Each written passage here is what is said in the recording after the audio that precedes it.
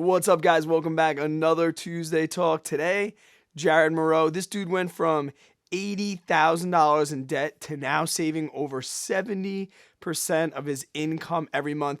His content here on YouTube is absolutely incredible, and he has probably one of the best work-life balances I've ever seen in somebody, which is something that we talked a ton about. Leave down in the comments one takeaway you got from this Tuesday talk. So sit back, relax, enjoy this Tuesday talk with Jarrad Morrow. So here I am with Jarrad Morrow. Jarrad, thanks so much for taking the opportunity. I know you are a super busy guy, and I'm glad that I actually had an opportunity to sit down. So first and foremost, thank you so much for sitting down with me.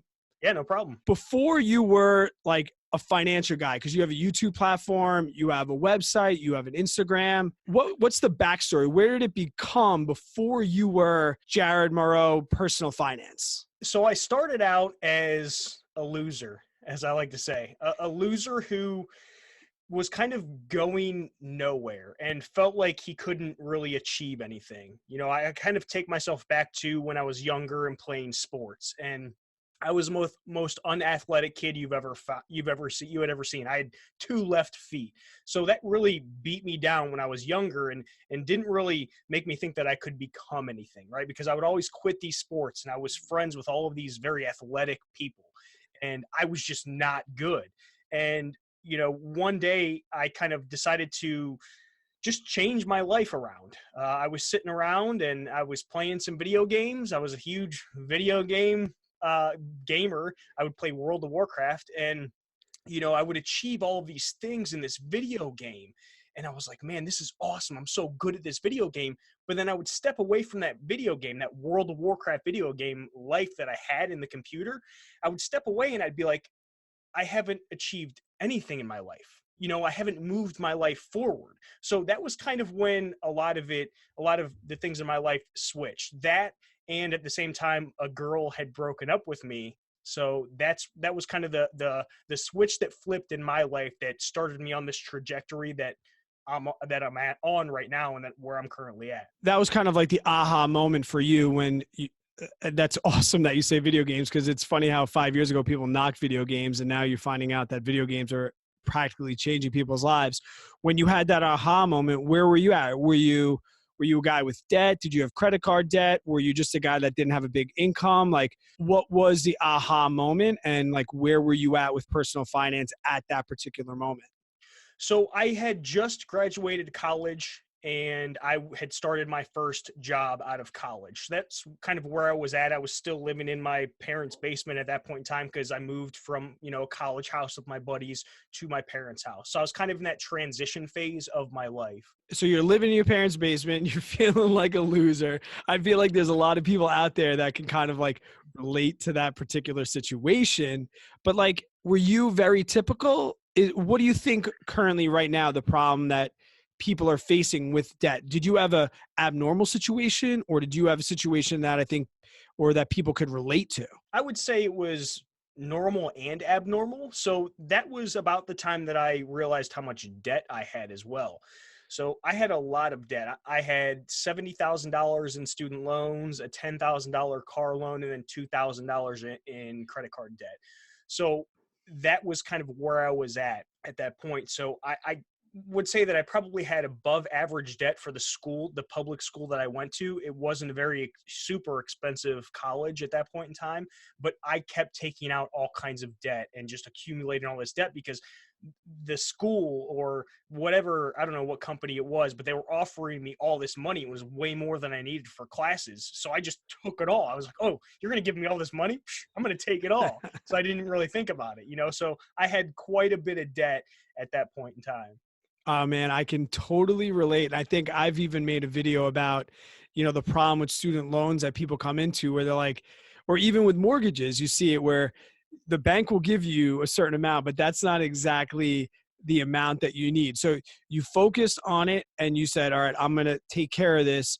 And then what was first? Did you work on savings? Did you work on income, or did you have income at the time? And you're just like, I'm going to start attacking this debt right now. So I had the income, and it was my first job out of college. I took the route of not getting and not doing any internships. So I kind of started at a disadvantage. So I had to take a very low paying job, what I considered a low paying job at that point in time compared to some of my other peers. So I was making $30,000 at this job. There were no benefits or anything like that. And I remember the time that I actually saw how much debt I had. I was sitting at work and I took my mail to work and I had just opened this. It was slow for like an hour or so. Opened up the paper and I saw how much I owed. And then I saw that if I made minimum payments, how much I would be paying in interest over those 20 years. And I tensed up and I started to get really scared and fearful. And that's when I kind of realized a change needed to happen. So you paid off all your debts. You dominated. How much debt did you actually pay off? I paid off 82,000 in principal. With the interest, I couldn't even tell you how much. I don't want to go and calculate how much it turned out to be, but I just say $82,000 and whatever the interest was. Now, I'll ask you this cliche question. Was it difficult paying off debt? Was it hard for you? Was it something that like destroyed your life or really put you in a position where you felt deprived? Like, what was it like paying off debt? So I don't think it didn't really deprive me. At some point, it just kind of became what I did. So it wasn't like, hey, this is awful, this is horrible. It was just, this is what we're doing right now.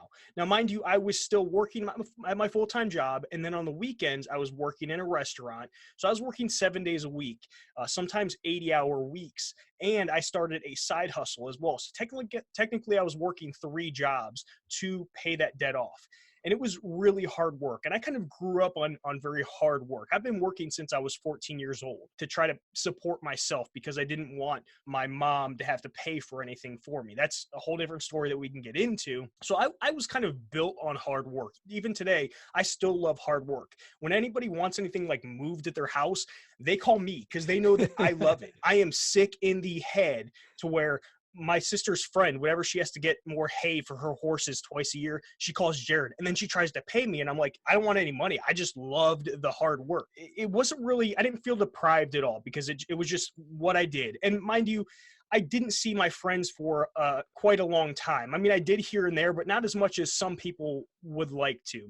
So I almost lost touch with my friends, but luckily I have good enough friends and I've been friends with them since grade school to where I could jump back into the group and be Jarrad and be friends with him again. They didn't kind of look at me as like a bad person. So, I mean, I guess I was depriving myself, but it almost came down to my mindset and how I kind of thought through that whole process. And it was just what I did, what I was doing at this point in time. And I knew that it wasn't forever. Also, that's another thing. It's like, okay, I'm going to spend this time to pay off this debt for X amount of years. And once I'm done, that's behind me. I think what that shouts to me is that you weren't depriving yourself, you were sacrificing. And I think that's a major thing that people don't see. Like, you weren't living a life of deprivation, you were living a life of sacrifice. And when you just said like you knew it wasn't forever, that's what screams sacrifice for me, not deprivation. And you know, there's a common thread of all the people that I get to talk with. I hear about this work ethic and it's so true. And I think back and I know people, and I'm sure you do too. There's people out there that are, you know, looking for the excuse route or the reason not to pay debt. And I'm somebody too that paid off debt and went through the same sacrifices and maybe minimal deprivation. When people come up to you as a creator and an influence in this personal finance space, what are some of like the excuses you hear right off the bat of why people can't make those same sacrifices you did to pay off debt? I hear quite a bit of, I can't make more money. And I think that is the biggest load of crap that I've ever heard in my life, especially nowadays. If someone tells me they can't make more money to put towards their debt, I call BS completely because we have more opportunity today than ever. So there is zero reason as to why someone can't make more money to pay off their debts faster, to put towards their debts. I mean, I have friends with kids and full-time jobs that still teach online on the side. They wake up early and they put that time in. And guess what? They're not trying to pay off any outrageous amounts of debt. They just want to have that extra income to kind of spend on their family and just have fun. So it's a matter of really taking a step back and looking at what you're doing from on a day-to-day basis, and almost audit your life, do a time audit, because most people are wasting their days away watching Netflix, playing around on social media. So that's the biggest excuse that I hear is, I don't know how to make more money. BS. You have to stop making those excuses. You have to stop making yourself a victim.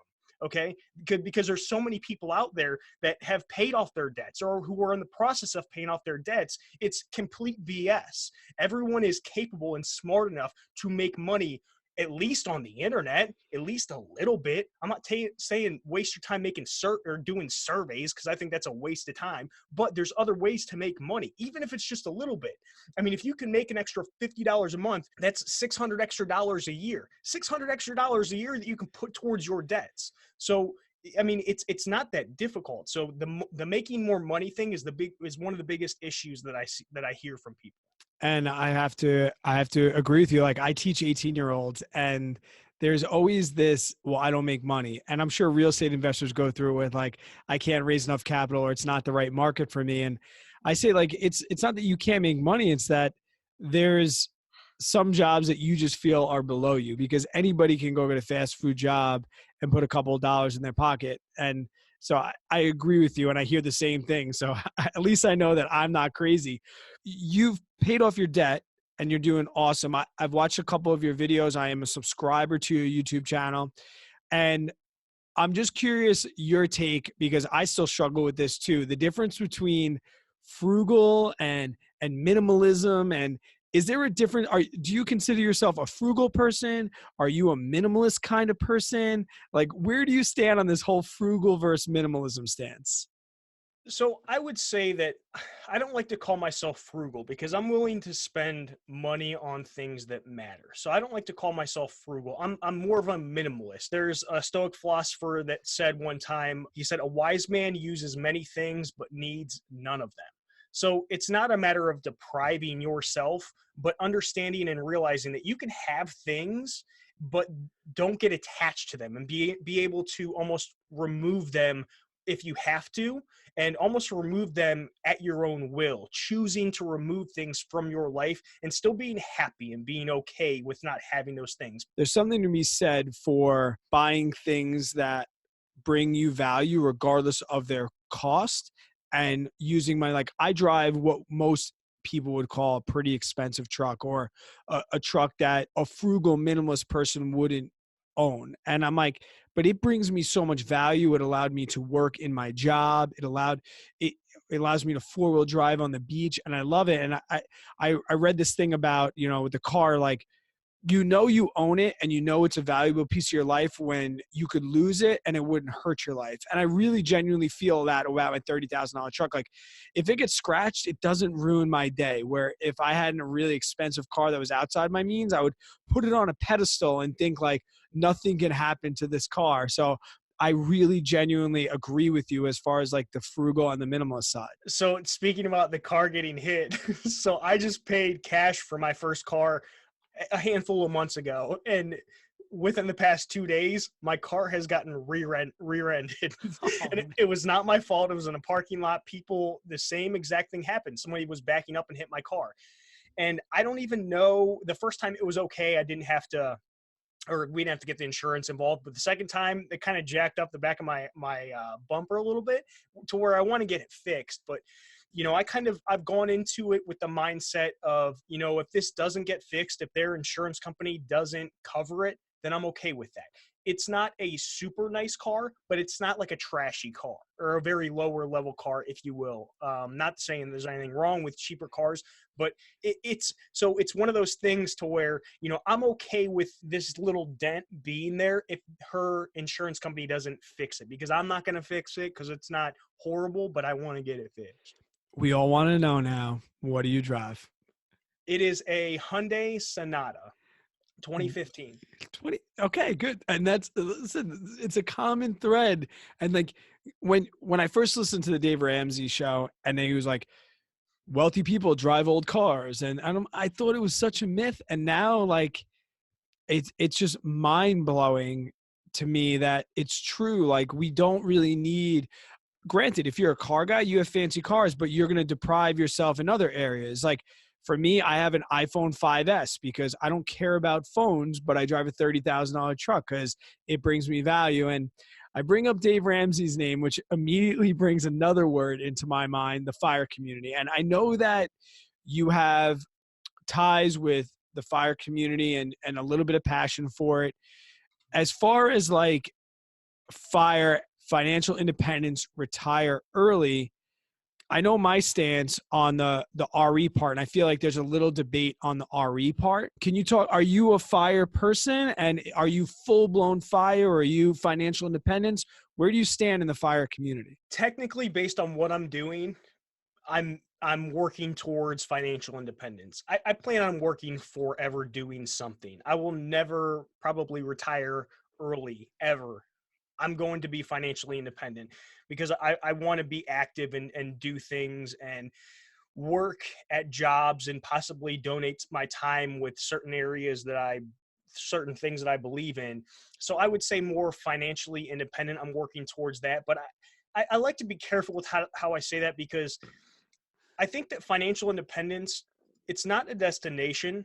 I think it's a lifestyle, is the way that I kind of look at it. Because once you reach financial independence, you're going to be continuing to live kind of financially independent. So you're still going to be smart with your money. You're still going to be, thinking about what you're doing in your investments and all of those types of things. So technically, I like to look at financial independence as a lifestyle as opposed to a destination. And I could not agree with you more. And I'm like, obviously I know, and everyone might not know, but you're a YouTube creator, you have a website, and you have also the Instagram, like I said. And when I speak to you on a personal level outside, you have an amazing, amazing work-life balance. And I want to talk about the work-life balance in one second. But what I want to first talk about is, I know that some people do this as a hobby, and some people do this creation as a either career now or a possible career move. Is the YouTube channel and the website and all of these social media and all these things with personal finance, is this something that you are striving to make a full-time career? And if not, like, what is your full-time career that you might love and that you want to continue to do this as a hobby? Yeah, so I do plan on making it a full-time career. Right now I'm able to kind of make it work with my full-time job, and it's perfectly fine. But I'm working on this, a bunch of different pieces to the puzzle, if you will, of multiple streams of income that I can have going on. So I'm very interested in more than personal finance things, and I plan on working through starting other businesses on the side as well. So it's going to go beyond this. And yeah, I mean, I don't know if I want to say it's going to be a full-time job for sure, because I based on the plan that I have, and to execute the plan that I have, I don't need to, but I want to hold that full-time job so that I can show that I have some consistent income, so that I can take out some good debt. Oh man, can you? Oh man, good debt and bad I debt. can elaborate. Jared. Okay, yes, elaborate to the people that might not understand that. What is the difference between good debt and bad debt? Good debt is going to generate you some sort of revenue or income. So I would even consider, some people wouldn't, but I would consider student loans after you've already graduated bad debt. I think that's bad debt because you can't get rid of it. It is not serving you any more benefit in your life. It's not returning you anything. So I would consider student loans bad debt. Now, it all depends on the interest rates and whether you want to pay it off sooner. But I mean, student loans, you can never get rid of them. So that's why I say I consider that bad debt, because unless you die or you become disabled, and even if you become disabled, it's still hard to discharge them. You're not getting rid of those things. Now, even homes, your personal residence, I don't know if I consider that. Be careful, Jared. Be very careful. I don't know if I consider that good debt. Oh man. So the reason that I want, let me change this around. The reason that I want to keep my full-time job is because I plan on doing more real estate investing. And if I want to get a lot more, or quite a few houses built up, it's going to be easier for me to get debt or mortgages for these different rental properties if I have that stable income from this, stable company. So are you saying that primary residence mortgages are bad debt, but real estate leveraging is good debt? Like, are you putting housing into good? I understand the whole student loan thing. I consider all student loan debt to be bad debt, because the way I value good debt and bad debt is, do you need that debt to succeed? And I think that anybody can go to college for no debt. But for owning a house and for real estate investing, I feel, or even owning a small business, I'm a small business owner. My business grew to a multi-million-dollar business primarily because I was able to leverage good debt. Now, are you saying that a primary mortgage is still bad debt? Or are you saying like the whole housing market in itself is, because I want to clarify Yeah. that, because the mortgage, the only good debt I've ever heard people argue with good debt and bad debt is leveraging mortgages in real estate properties. So are you saying that it's the whole housing market, or just a primary residence versus a real estate residence? So primary residence wise, I would say there's two primary when we're talking primary residence. The one is if you're buying your forever home and you can afford it. That doesn't, who cares? You're spending that money on that mortgage debt because this is the home that you want forever. This is going to make you feel so good. Okay, but here's the thing. Most people shouldn't be buying their forever home early on in their life. They shouldn't be buying their forever home until they're like 50, maybe like 40s. In my opinion, unless you're really established and you're sure you're not going anywhere. Other than that, if you're not buying your primary residence and going about it like it's, and running the numbers like it's going to be an investment property, it's bad debt. You're not making a good decision. You're not making a financial decision. And I'm not talking about appreciation. Forget appreciation, because that doesn't matter. Okay, you shouldn't ever be counting on your house ever appreciating. Will it? Hopefully, maybe, but don't count on it. And I that agree. is what a primary residence is. When we're not talking about your forever home, your primary residence, it is bad debt. I don't think it's a good way to set your life up if you're taking out a mortgage where, okay, I'm not running the numbers, so hopefully this is going to be okay, and hopefully you don't overextend yourself, because people go on these buying sprees for their primary homes and they can't end up affording.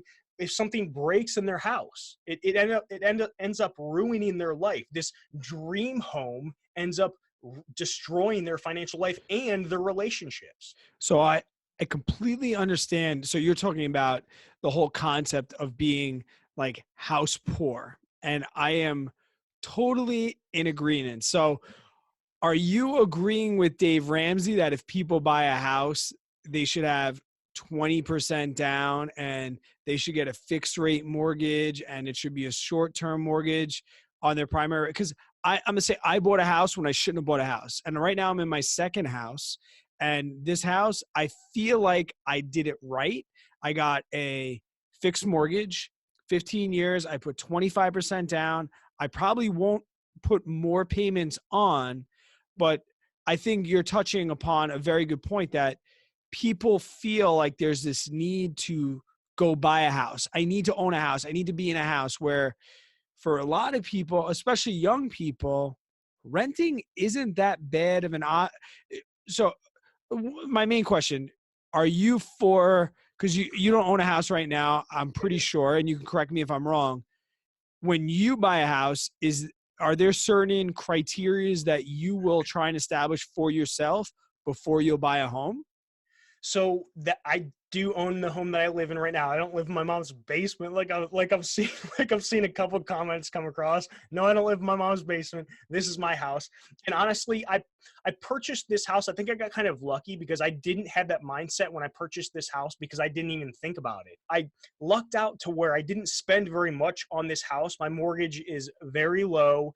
And if I did rent it out, the numbers would be decent. They wouldn't be where I would want them to be if I went and purchased a rental property right now, but they aren't bad enough to where I'm like, oh, I'm screwed. So technically, I'm going to probably turn this into a rental property anyways because of the tax benefits. Yeah. So essentially what you're saying is, right now, the way you see it, you're in a primary residence, and then in the future, this primary residence will become a rental, or you will sell it. I hear so many people that do the exact same thing that you're doing, is, house hacking or living in a primary residence and finding another position where they can move. And I think that is awesome. And if I can digress away from it, although I could talk real estate all day, but the one thing that I'm really admire you for, and that I want to get back to because I want people to hear it, is I feel like you have such an incredible work-life balance. And for those that don't know, we're in a mastermind group together for YouTube, a bunch of people that sit together, we talk YouTube, and you are, quote, Uncle Jarrad that sits there. You walk more people off the ledge when it comes to, we're coming to mince burnout, or we can't figure it out. You bring in the aspect of what we all want to do. You do a great job of incorporating the things that are really important to you in your life. You're an exerciser. You love to exercise, and you also are a firm believer. You're one video on YouTube per week, and a lot of people would call you a donkey for that. Like, where do you find that work-life balance, and what do you say to people, not only in the YouTube community, but people that are all about SEO and all about stats, that are telling you that you need 3 videos a week, or you need this? I feel like when you tell me that consistency is key, it doesn't matter about how many days that consistency happens. Like, how do you find that work-life balance between your life and YouTube? So I probably make it look really easy, but it's not always easy. So let me kind of give you an idea of, there's 4 pillars in my life that I like to operate around. That's physical exercise, nutrition, sleep, and stress management. And I would consider, YouTube and building my YouTube channel could be a part of the stress management. So if you think about those as almost 25% each of 100% pie, as long as I'm hitting on 80% of those, then I'm a pretty happy person. Now, the stress management part, now, when I say stress management, that doesn't mean the absence of stress at all. It's a matter of managing that stress, and it goes back to work-life balance.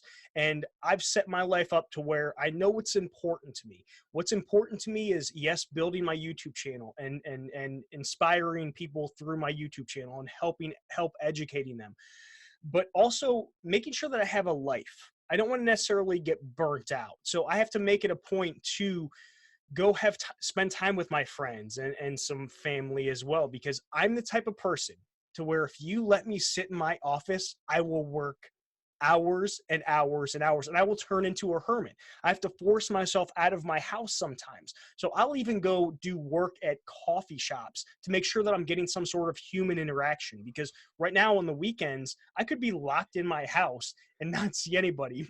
One of my neighbors, one of the girls made a comment one time, I think to one of my friends. She saw him out. She lives right next to me, and she said, Jarrad never leaves his house. And and I'm thinking, yes, I do. I definitely leave my house, but maybe not as much as she does. And mind you, she's someone who has no direction in life. I do, but I'm very regimented with what I'm doing in my life, right? So there's a time for play, there's a time for work, and I make sure to separate those and make sure that I'm spending enough time in each of those areas to where I feel happy and fulfilled with what I'm doing and the direction I'm going. So I'm trying to build, I would almost say, like a lifestyle business. So I don't want my business to dictate my happiness, and I don't want it to take up so much of my time to where I can't spend time with my friends and I can't go out on dates to possibly find a relationship. I'm trying to find that balance, and it is a balancing act. And I don't think it's a perfect balancing act. I think it's a teeter-totter thing, right? It goes one way, and then you just try to right the ship and get it back to where it should be, but it's never going to be perfectly balanced. I think that's what a lot of people have to realize. And I'm okay with going against the grain and not uploading 2 days a week. Do I want to upload 2 days a week? I think personally that's ideal on YouTube. Do I want to? I would love to, but I know how much extra work that would cost me, and I'm not afraid of hard work, but I just know what it will do to my work-life balance at this point in time. Now, that's not to say that maybe I could be better with my time management, even though I'm pretty good, but go ahead, Brad. You make a great point. You're saying to yourself, you know, there's certain things that make you happy, and you're not taking away from the fact that one day maybe you'll be a 2-week YouTuber, but like right now you're finding the things that are important to you, and you're holding true to yourself. And I feel like in this age of social media, and like, it's very hard to stay true to yourself. And that's one of the things I admire. And that's why one of the things I couldn't wait to talk to you about, because you are a firm example of somebody that's staying true to their self right now and willing to adapt to future situations. So, and that also goes to, you have to set boundaries in your life as well when it comes to work-life balance. So for example, my full-time job, I am more than happy to stay over late if I have to, but I've set my full-time job work up to where I go in at a certain time and I leave at a certain time. If there's certain issues that are going on, of course I'm going to stay longer if I have to, but I've set that up to where, okay, now is the time that I leave. Could I stay and do more work? Absolutely. But guess what? I'm not going to, because that work's going to be there tomorrow, because it's not an emergency.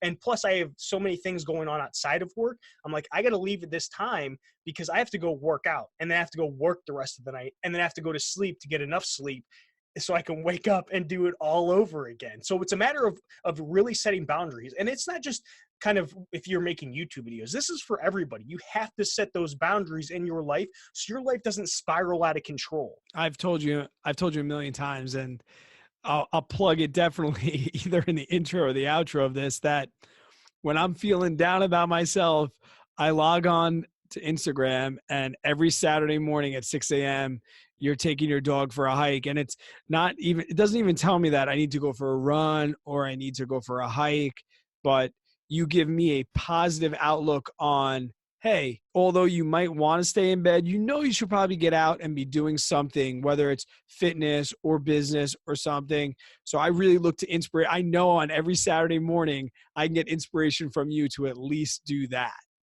Yeah, and that goes back to one of my 4 pillars, which is physical exercise. And I am an avid outdoors person. I'm the kind of person to where I have to be outside, and it sounds weird, but I have to see trees and literally be in the woods. So that has become such an important part of my life, to where it makes it easy to get out there into the woods, but it doesn't always mean that it's easy to go out for a run.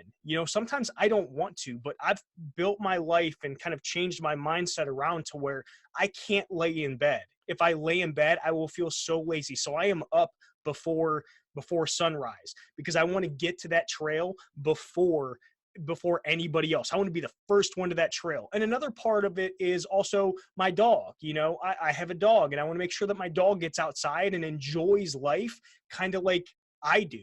And luckily we both love going on hikes, and she loves running on the trail as I'm running. So that's another thing that's very important to me, is animals too, and specifically my dog, because I know that dogs are only here for a short time, but so I want to try to give my dog the best life possible. So it sounds weird, but if I had a kid, then I probably do the same thing.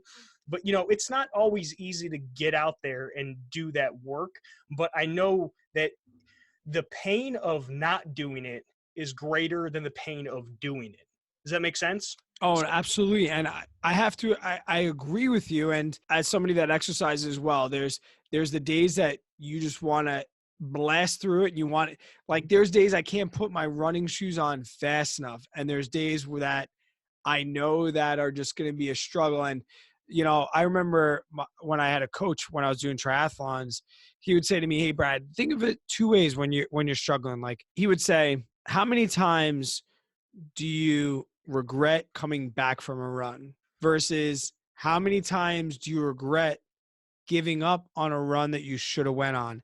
And it's so true. And I mean, this is a philosophy, and this is, like I said, this is what really intrigues me about you.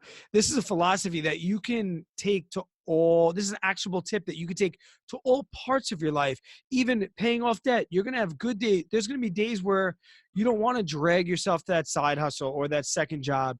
You don't want to, read the book to learn about investing, or, exercise aside. It's more the philosophy of, some people are morning people. Like, you're not telling people that you need to wake up in the morning to be successful. What you're really saying to people is set a moral standard for yourself and try your very best to stick to it. Yeah, and if you have to at first, set the bar really low. I'm a big fan of setting the bar really low if you're trying to get started. There's an awesome book called Atomic Habits. Brad, you should link it up in the description. It's one of the best books I've ever read on building habits. And you need to set the bar extremely low and then slowly build it up.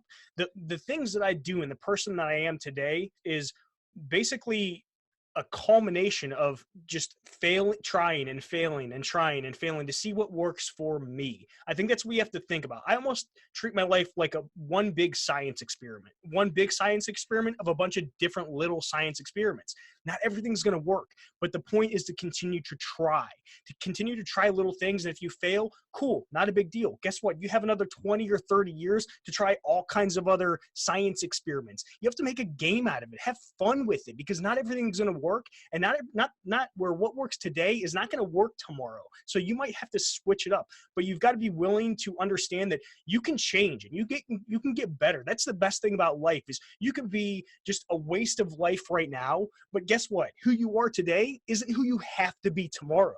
You can make yourself whoever you want to be. Like I said, when I was growing up, I was the person with two left feet. I was the person that was so unathletic. You'd think that, oh my gosh, this kid's never going to make it. I was the bad kid out of my friends, because I was the one buying all the booze, because all my buddies were athletes. So I was buying all the booze, and I was the party guy, man. I was the party guy. And all my friends' parents hated me. But now you look at me today and you're like, no way you were ever unathletic. Oh, I promise you, I was very unathletic. But the reason that I am who I am today, and I've had success, is because of all those failures in the past, and not giving up, and understanding that life is just a bunch of failures, that eventually you kind of get to those little wins, and you eventually get to those big wins, and then you look back and you're like, holy smokes, what did I do? Like, it's like you blacked out, but you feel that achievement. You feel proud of yourself. You feel proud of yourself for those accomplishments, but you've got to go through those day-to-day kind of butt kickers to get to that winning mentality and become that person that you want to be in the future. As far as your journey in personal finance and what you see from others like myself and in the community and the people that subscribe and follow you, what really excites you about the personal finance movement, the FIRE movement, the debt-free community? Like, what really motivates you to continue? Because as a YouTube creator myself, like, there's only so much you could talk to yourself in the mirror. And I know a large majority of the reason that I do what I do on YouTube is so that I can help others. I know I'm helping others. What excites you a year, 2 years, 5 years down the line? What excites me is that there's always going to be people out there that need help with their personal finances. And there's people out there who have no idea about financial independence. And once you explain it to them, it gets them excited. It almost gives them a little motivation and a reason to get their personal finances in order. I think the FIRE movement is the best thing that's ever happened to personal finance, because it gives people a reason to be smart with their money. It gives people a reason to kind of take a step back and say, okay, I see what everyone else in society is doing, but I don't want to do that. I don't like that. Average. Let's talk about average. I hate average so much. Why? Because I used to be average, and I still think I'm average. I hate average, and I think the average person, they're broke, they're poor, they don't make any money, they're not trying to improve their life. They're people that just go home and sit on the couch and watch Netflix all night. And I'm not saying there's anything wrong with vegging out from time to time, but if your life isn't in order and you're not happy with where your life currently is at, then you shouldn't be watching Netflix or screwing around, going out drinking on the weekends. You need to be getting your life in order. Go clean. I think Jordan Peterson says, clean up your house, clean up your room. Start out with that.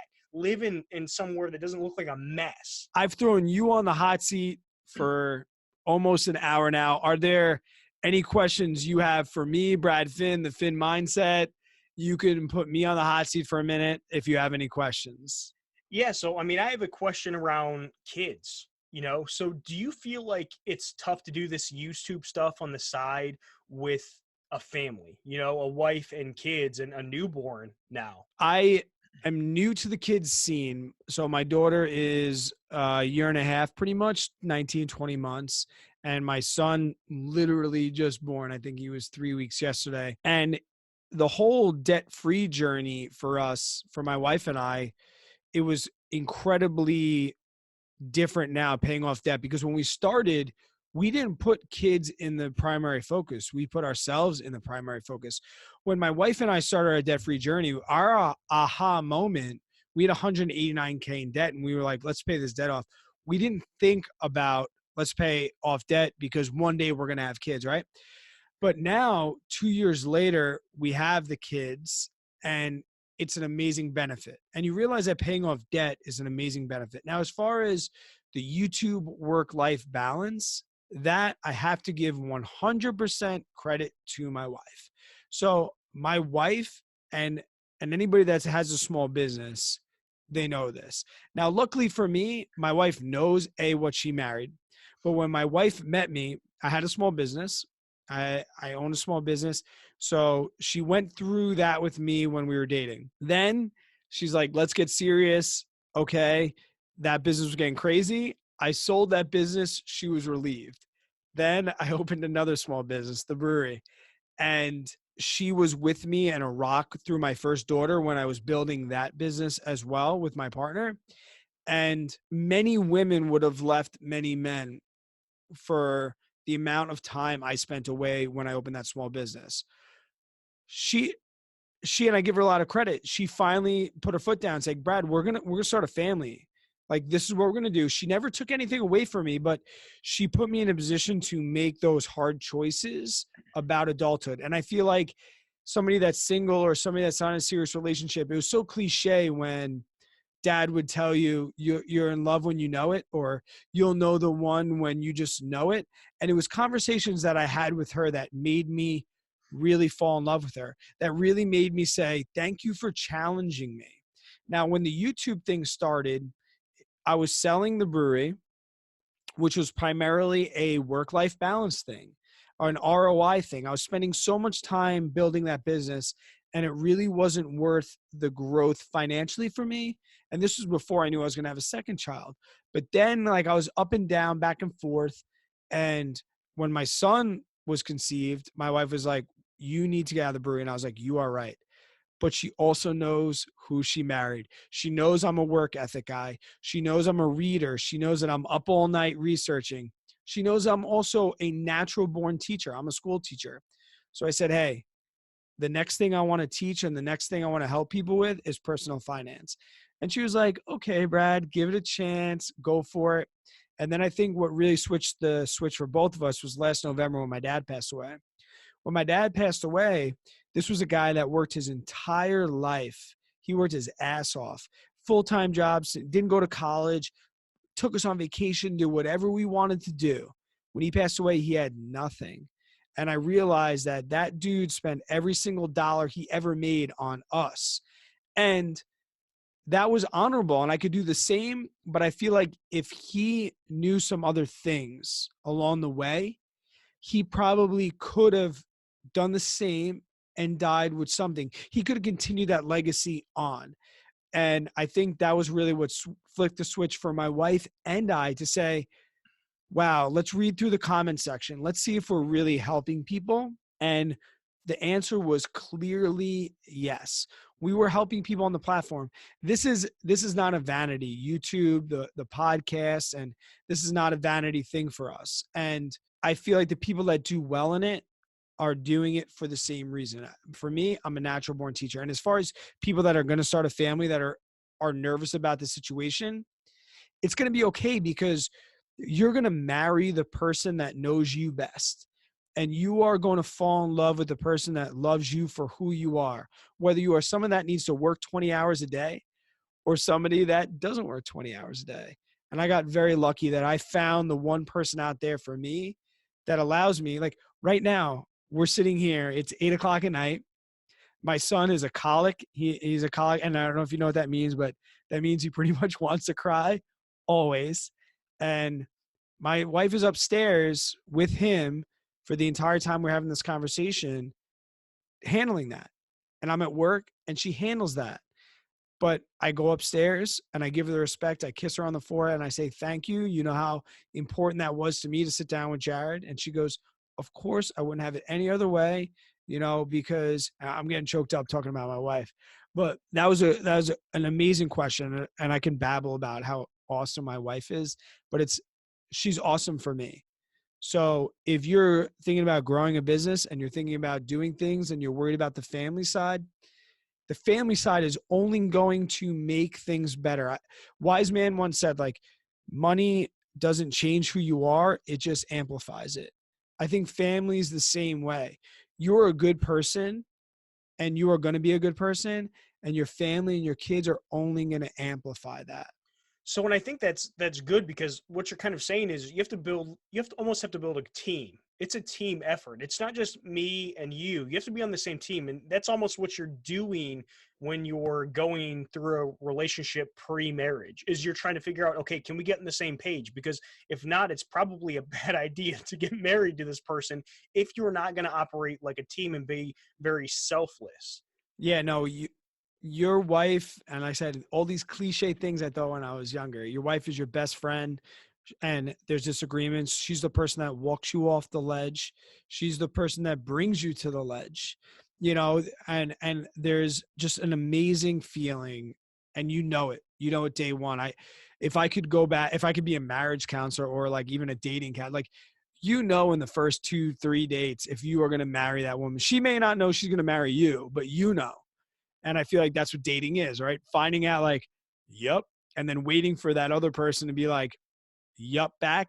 And then boom, you get married. It's fantastic. And like I said, I could talk about my wife for hours, but it's really about, I could not do this and hold myself accountable for this, because she doesn't really care about the YouTube thing. She's like, that's your thing. Mhm. But if I don't upload for a couple of days, she's like, "Would you quit? You don't have anything. You don't have anything to teach anybody today." And I'm like, "You're right. I got to get back on. I got to edit things, and that's awesome." So Yeah, that's good. She calls you out. That's what you need. And it's not like a mean call you out. It's a hey, I love you. I care about you, call you out. Which is she, what I've kind of done with you too. Like, yeah, no, and and but in a good way. I hope you don't take that to heart, because I'm like, it's a good call out, because I want to see you succeed and I want to see you get better. So, and for people that don't know what you're talking about, like I said, you're in my mastermind group. You are the person when I'm having a bad day. We're in a group and you're like, Brad, it's going to be okay. Dude, your view count is good. Like your subscriber count, and I appreciate, and that said, that's about being vulnerable, and you have to be vulnerable with your friends and family, and you have to know when you're down and when you're up, and you need to have them come into your life and be a valuable part. So like I said, I'm getting super choked up about like the whole family things. Do you have any other questions for me, not including how incredible my wife is? that was kind of it, because that's the thing that I'm most curious about, is like, families, because I'm a single guy and I'm looking for that someone. And you make it sound so easy that you'll find that girl that in the first date. I've been on a lot of dates and I have not met that girl. Do I think I met that girl in the past? Yeah, but she ended things with me, so it was Well, I, mutual. I I think can tell you the same exact, and like that's not an unfamiliar story too, man. I've been in love, like the person you marry isn't the first person you fall in love with. right. I've been in love. I've had the one before, but the incredible thing is you're supposed to think you have the one. Just like when you're a teenager, you think you know everything, you know, and then you realize one day that you don't. The same is true. Like you might think you find the one, but then you find the one, whether it's one date or 100 dates, Yeah. and then you smack yourself in the face like, holy cow. And it actually helped us buy a house. Like we thought we had to go on 100 open houses, and we had to do like we made a pros and cons list. We made a must-have list. The first open house we went on, we loved it. We got back in the car like, we love it. Do we need to go on any more open houses? Like, I love this house. You love this house. And it was the same. Like, it's okay if you thought you had the one, and it probably sucked when she left, but when you find the one, dude, that chick's gonna be laughable. Yeah. I promise. And It's such a positive note. I want to I want to end on your future like success, because we'll look back on this and you'll agree with me. You will say, I went on 2 dates with this chick. I effing love her, and that's it. And like I said, before we go, tell people real quick how they can connect with you. I'm going to leave everything in the show notes, but I want them to hear from you. How can we find you, social media and things like that? Yeah, so you can find me, Jarrad Morrow, everywhere. Jarrad with 2 R's and 2 A's. On Instagram, YouTube. I upload personal finance and investing type videos on YouTube. I'm more personal on my Instagram, so it's not all finance stuff. I like to share my life with you, and like Brad said, I like to inspire people. So that goes beyond finance stuff and money stuff. So I talk about some of that stuff there, but I really enjoy inspiring people and showing people what I'm doing so that maybe it'll spark something in your life to maybe improve yourself somewhere, because that's my passion, is really helping people and inspiring people in all these different parts of your life where honestly I used to be lacking.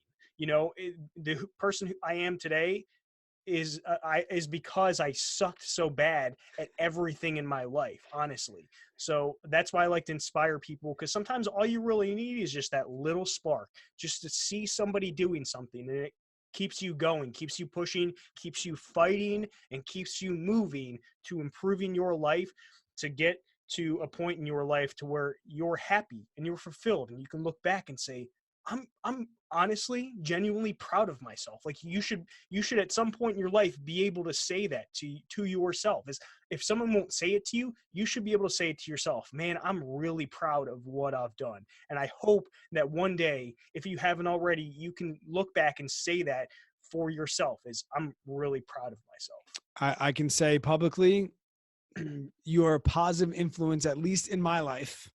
And as an older guy pushing 40, I'm glad that you are not only a member of my mastermind group on YouTube, but I'm glad to call you a friend. So thank you so much for sitting down with me. I can't wait to hear the feedback of the value that you're going to bring people from this talk.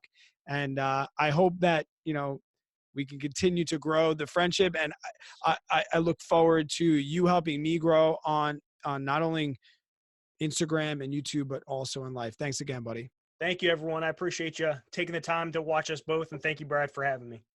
Jarrad, thank you so much, sir. I appreciate your time. I learned so much. I'm really going to work on my work-life balance. I promise. I'm going to leave the rest of this season's Tuesday Talks right here. Right down here is season 1. And until I see you on the next one, guys, stay positive. Work really, really hard. Always be kind to other people. I hope you have yourself an amazing day and an even better tomorrow.